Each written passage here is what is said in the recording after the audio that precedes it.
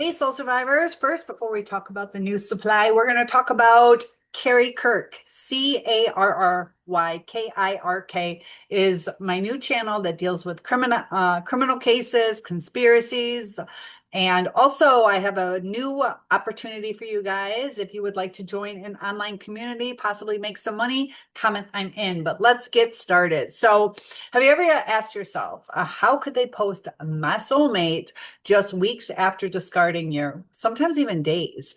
How do they look so extremely happy with someone new while you're left with questions, pain, self-doubt? So today we're pulling back this curtain on what really happens when a narcissist moves on to a new supply.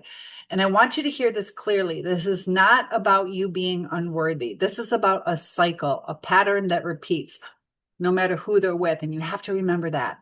So let's start with this illusion. When you see a narcissist flaunting a new partner, it looks like fireworks, constant affection, public declarations, smiling selfies. But this is not love. It's a performance, the exact same performance that you once received. What feels like a magical bond is really love bombing. The new person is not better than you. They're simply the early act of a script. So why do narcissists move on so fast? Because they can't survive without external validations. They live on what psychologists call narcissistic supply, which is admiration, attention, even drama or conflict. So when you begin to see through their mask, you stop being a reliable source. And instead of facing the emptiness inside, they start to replace you, like swapping out a dead battery for a fresh one. It feels personal, but it's not about you at all.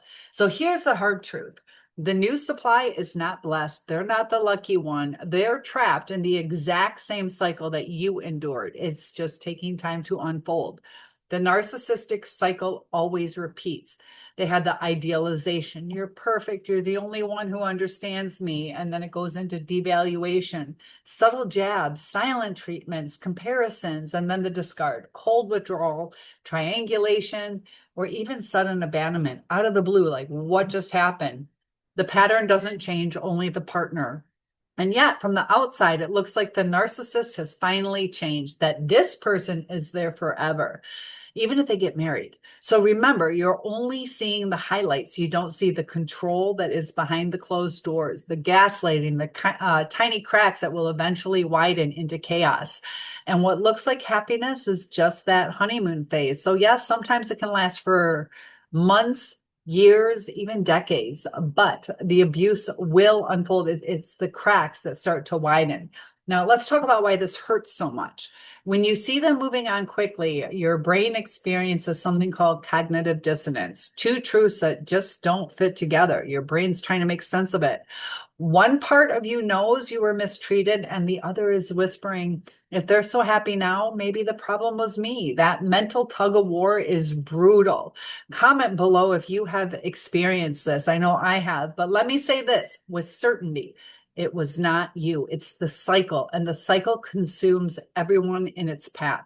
So, what about the new person? They're not your competition. Remember that. They are simply your past self, kind of your replacement, standing where you once stood, dazzled by the attention that feels overwhelming and real. If you could whisper in their ear and say, pay attention, the faster it starts, the harder it falls. Remember that when they get caught up in these whirlwinds, a lot of times it crashes quickly. So here's what you need to know to heal. First, please don't compare yourself to the other person. Comparison is a rigged game. You will always lose because you're comparing your raw truth to someone else's curated illusion.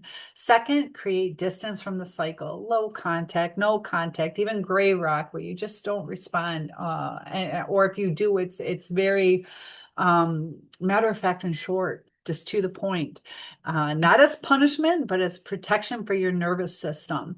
Third, reclaim your story. Write down exactly what happened. When nostalgia tries to rewrite it, return to the facts. Look at those journals, because the truth is this: narcissists don't move on from you, they move on from accountability. Let me say that one more time.